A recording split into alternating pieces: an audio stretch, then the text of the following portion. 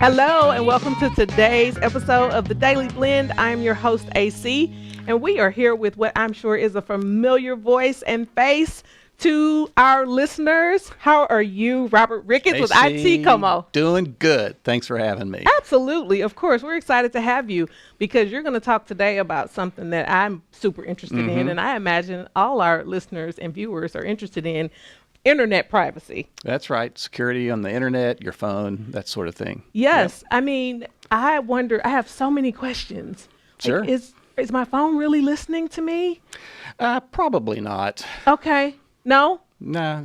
How does that like a work? hot mic 24/7? Yeah, No. probably not. No. I think you're So okay. if I talk to you about, a back scratcher, I need a back scratcher. And then I go on social media in 2 hours and my feed is populated with ads for back scratchers. How in the world does that work? Well, I mean, the phone probably is not listening to you. Alexa might be listening to you. Okay. Now, I've had mine pop up and say good morning to me when I was not expecting that. Yeah, Siri and Alexa. Yep. They eavesdrop, I think. Of course, now that I've said that hot word, everybody's Alexa's starting to talk to them. I'm sure. That's absolutely right. That's absolutely right. So tell us about this big data gathering that's happening. Well, yeah, that's big data.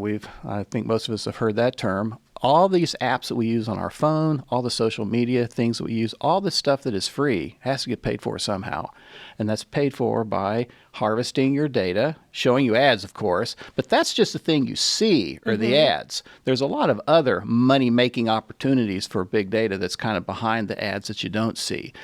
And so a lot of that data comes from, invading your privacy. So, such as installing a new app on your phone. Yes. A lot of phones have a lot of apps on them these days. Mine does. And a lot of these apps, especially social media apps, are asking for permissions that they don't need. Key among them is the location. Yes. So, I mean, some apps need to know where you are, like a mapping app. It's kind of useful if the map knows where you are. Sure. But really, how many of these other apps need to know that? Apps that want to access your contacts, access your photo library, and other things. So kind of being a little more restrictive with what you let apps ask for. So I notice when I download an app, the first thing that pops up is, this app wants to track your location. That's right. And so my default is always only allow while using app. Is that not even necessary? Again, depends on the app, but that's a good default. So it at least can't spy on your location when the app is not on the screen. But unless it's a mapping app, Why does it need your location? or restaurants near me type of app, then it doesn't need to know where you are at all. And so I would deny that. Interesting. And also you get the apps that ask you, can we have access to your photo, That's right. to your photos or whatever. Some apps might need that, especially if it's a photo sharing app. Sure. But for the most part, you want to start from a position of denying apps permissions. And you can go through the phone and turn off a lot of these permissions after the fact. Yes. And so, so I see what you're saying. What you're saying is start from the position of no. Right. And then once you get in the app and you're using it, and I would say an example of that is Messenger, the Messenger app for Facebook. Yes. Just the other day, I was trying to send a photo through Messenger, but apparently I had denied the app access to, all 11 trillion of the photos that are on my phone. Right. And so it asked me for permission for that. And so I had to allow that at that That's time. right. So you're saying it's better probably to just default to no I at would first. agree with that, yes. Okay. And then later on, if you need to, then you can go back and. Right. Okay. That's good to know. I didn't know that. I'll start doing that now. I'll just know everything. No. Now that's about the phones themselves. Yes. Then we have our laptop Yes. computers, maybe the tower computer where we have a full keyboard, a mouse, the Yes. monitor, sort of an at-home thing. So the browsers that we use, the web browsers, Google Chrome, which probably most of us people, are yeah. using, Safari, Firefox, or other browsers.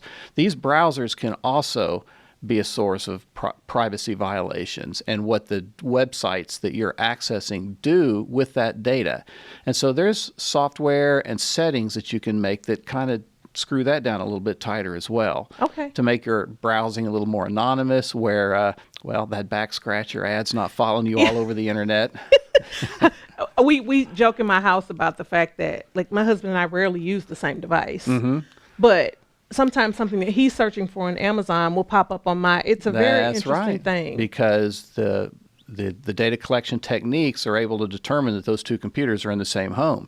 So they figure, if you're interested, maybe hubby's interested too. And so those ads kind of cross-pollinate automatically. How do we stop that? Well, or protect ourselves as more far from as what that? you do on your own computer, again, there's settings that can fix that. And I've got an article on my website, ITCOMO.com, that talks about ad privacy.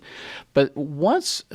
on the host end of this data, like the cloud servers where these websites are hosted, there's really less you can do up there. It's sort of a informed decision that we have to make of how much of ourselves we want to share in order to use this app for free.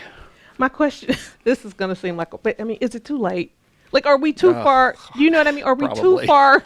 We too far gone? Is all our information already out there? We'll never have the privacy we did in the pre-digital. Even people that are completely off the grid and living in a shack somewhere, they are still on the grid to some extent. All we can do is minimize how much of that is leaking out. We'll never eliminate it.